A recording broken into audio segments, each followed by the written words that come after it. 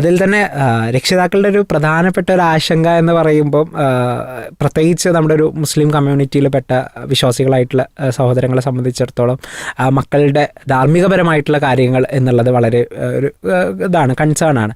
അപ്പം മക്കളെ പുറത്തേക്ക് വിടുക, അത് സെൻട്രൽ യൂണിവേഴ്സിറ്റീസ് ആകട്ടെ അല്ലാത്ത സ്ഥാപനങ്ങളാകട്ടെ, കേരളത്തിന് പുറത്തേക്ക് വിടുക അല്ലെങ്കിൽ ജില്ലയുടെ പുറത്തേക്ക് വിടുക എന്നുള്ളതെ സംബന്ധിച്ചിടത്തോളം വളരെ കൺസേൺ ഉള്ളൊരു സംഗതി തന്നെയാണ്. മക്കൾ വഴി പഴച്ചു പോകുക.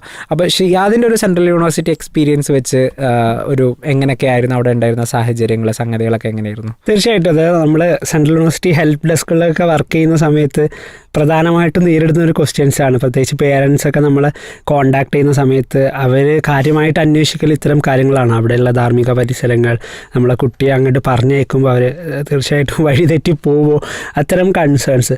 അപ്പോൾ ഒന്നാമതായിട്ട് ഞാൻ എല്ലാവരോടും ഇങ്ങനെ വിളിക്കുന്ന ബന്ധപ്പെടുന്ന ആളുകളോട് പറയാറുള്ളൊരു മറുപടി എന്നുള്ളത് തീർച്ചയായിട്ടും നമ്മൾ നമ്മുടെ മക്കളെ എങ്ങനെയാണോ വളർത്തിയത് അതേ രീതിയിലാവും അവരവിടെ കണ്ടിന്യൂ ചെയ്യുക. നാട്ടിലെ യൂണിവേഴ്സിറ്റികളാവട്ടെ അല്ലെങ്കിൽ പുറത്ത് പോകുമ്പോഴും ഒരേപോലെ സാഹചര്യമുണ്ട് വഴി തെറ്റി പോകാൻ. പ്രത്യേകിച്ച് ഈ ഒരു കാലഘട്ടത്തിൽ ലഹരി മറ്റുള്ള കാര്യങ്ങളും പ്രണയക്കുരുക്കുകളിലേക്കൊക്കെ കുട്ടികൾ വഴി തെറ്റി പോകാനുള്ള സാഹചര്യങ്ങളുണ്ട്. അത് നാട്ടിലെങ്ങനെയാണോ അതേ രീതിയിലുള്ള സാഹചര്യങ്ങൾ പുറത്തുണ്ട്. പുറത്താകുമ്പോൾ എന്താണ്, കുട്ടികൾ നമ്മളെ അടുത്തുള്ള ഒരു സറൗണ്ടിങ്സിൽ ഉണ്ടാവില്ല.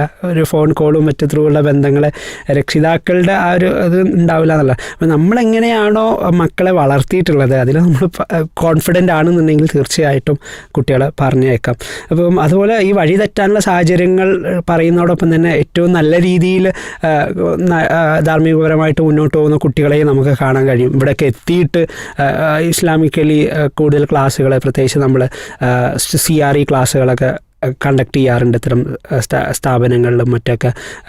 ആ ഒരു ഫ്രണ്ട്ഷിപ്പ് സർക്കിളിലൊക്കെ ഉള്ള കുട്ടികളൊക്കെ ക്ഷണിച്ചുകൊണ്ടൊക്കെ. അപ്പം അത്തരം കാര്യങ്ങളിൽ പങ്കെടുക്കുന്ന കുട്ടികളുണ്ട്, ഖുറാനും മറ്റു കാര്യങ്ങളൊക്കെ പഠിക്കുന്ന. അപ്പം ഇത്തരം സ്ഥാപനങ്ങളിൽ എത്തിയിട്ട് അങ്ങനെ റിലീജിയസ് ആയിട്ട് മാറുന്ന കുട്ടികളുണ്ട്. അതോടൊപ്പം തന്നെ വഴി തെറ്റിപ്പോകുന്ന കുട്ടികളുണ്ട്.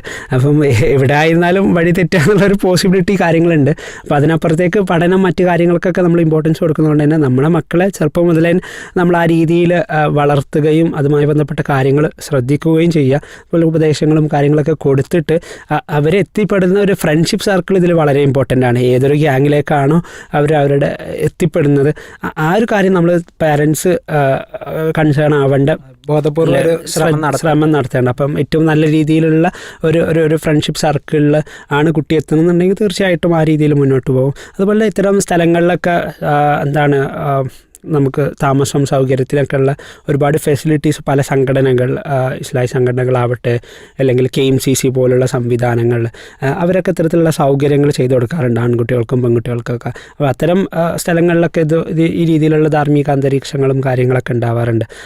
നമ്മുടെ വിസ്ഡം സ്റ്റുഡൻസിന് തന്നെ നാഷണൽ വിങ്ങിൻ്റെ കീഴിൽ ഒട്ടുമിക്ക പ്രധാനപ്പെട്ട സെൻട്രൽ യൂണിവേഴ്സിറ്റികളിലൊക്കെ എന്ത് ചെയ്യുന്നുണ്ട്, നമ്മുടെ പ്രവർത്തകരായിട്ടുള്ള ആളുകൾ തന്നെ പഠിക്കുന്നുണ്ട്.